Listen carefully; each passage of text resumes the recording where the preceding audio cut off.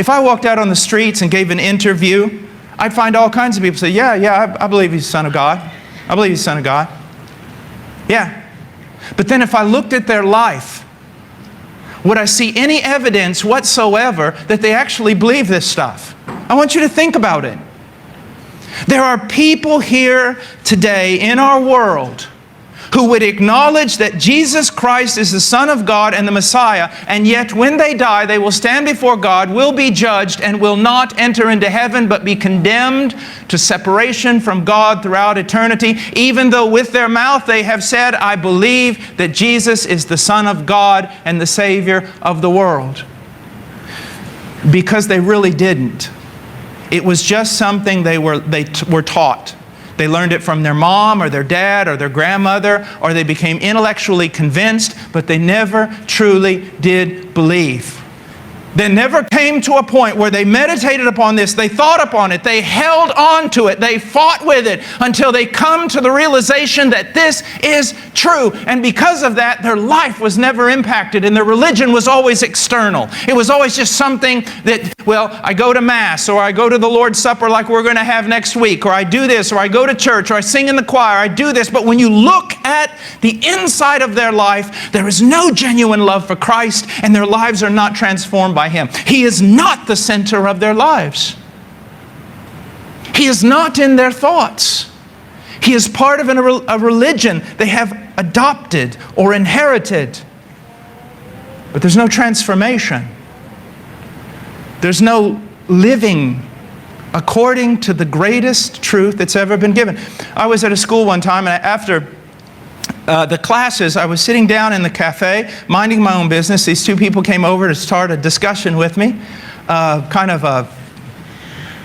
something of an aggressive discussion with regard to the things about Christ.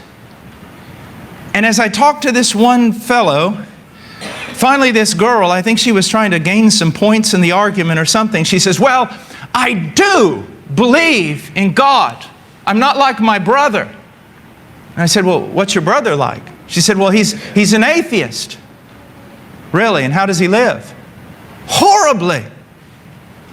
I said, well, to be honest with you, I have a lot more respect for your brother than I do for you. And she said, how can you say that? I said, rationally, I have to say it. Your brother claims there is no God, and he lives like a man who believes there is no God. You tell me there is a God, but you do not seek to know His will. You do not seek to know His commands. You do not seek to order your life according to Him. Do you see the inconsistency? They're both wrong, but at least one is more logical. He's being consistent to the false thing he believes. The question is this: are you and I consistent? Do we truly believe? And then I want to end with this. We have to be very, very careful here. Because if I were to stop the sermon right now, you might think that Christianity is simply a moralistic, ethical religion. That, well, I acknowledge that Jesus is the Son of God and the Messiah, and therefore I'm going to get a Bible and I'm going to read His commands and I'm going to seek to follow Him. Now, remember what I told you earlier, that Jesus is a prophet, but not just a prophet, the prophet, and He's not only the prophet, He's more than a prophet. Now, what am I trying to say? Christianity is not about you buying the rule book and then trying to follow the rules. That is not Christianity. That is a legalism, and it is deadly, it is self-righteous, and it's wrong. And it shows that you're blind to everything about God and yourself. You see, let's look. Jesus says this. If you turn over with me in chapter 16, after Peter makes this declaration that Jesus is the Son of God and the Messiah, what he was saying was true, but Peter himself didn't understand it. He said, yes, you're the Messiah. You're the Son of God. You believe that. You do well. But what does it mean? Is it your kind of Jesus? Jesus defined by you? Or is it the Jesus defined by Himself? And look what He says. Verse 21. From that time, Jesus began to show His disciples that He must go to Jerusalem and suffer many things from the elders and chief priests and scribes and be killed and be raised up on the third day. So we're talking about something more here than a prophet. We're talking about a Redeemer. Because let me share with you something. If this day you believe that Jesus is the Messiah and the Son of God, this very day, and you go out and buy yourself a Bible, and if you could, from this very day, you obeyed every command internally, externally, every disposition of yours was perfect, every word, every attitude, every thought was sinless, from this very day until judgment, you would still stand condemned before God. Why? Well, if I'm driving down the road and the policeman pulls me over and he said you were going 70 in a 55 mile an hour zone, I said, well, don't write me a ticket. Why? Because from now on I'll never do it again. You see, you're already guilty. You're already guilty. There were two men broke down on the side of the road. That's why I got here late today. I pulled over to see if I could help them. Then we got to be able to share Christ with them. And there were two pretty rough-looking characters. And I looked at them and I said, you want to know something? I'm a criminal. A criminal. And if I died right now by being a pastor, by being a preacher, by helping orphans and everything else we do, if I died right now, based on that, I'd go to hell. Do you understand me? I said, my only hope is the only hope you two men have, and that is Jesus Christ died for sinners. My hope is not my ability to follow Him. My hope is not my church attendance. My hope is none of that. My hope is Jesus Christ died for sinners. And that's what Peter and them had to understand. They thought, well, He's the Messiah, the King. He's going to reign now, and we're all going to follow Him. The problem is, Peter, you're an enemy of God. The problem is, John and Paul and every other apostle and every other person, including everyone in this room, you have broken every law God has ever written, and you are an enemy of God. You say, well, I'm not that bad, really.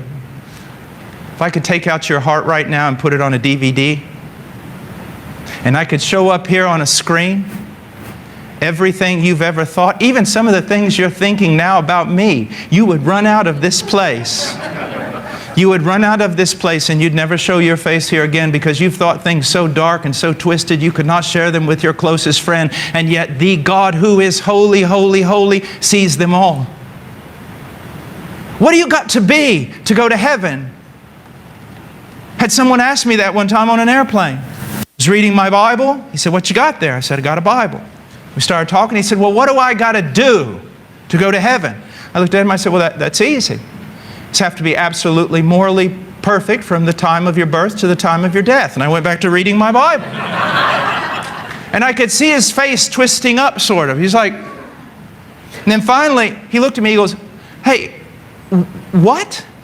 And I said, oh, I'm sorry. You have to be absolutely ethically, morally pristine, without any flaw, without any shadow, without any error in thought, word, or deed, before a holy God who is thrice holy. You have to be like that from the moment of your birth to the moment of your death. Okay?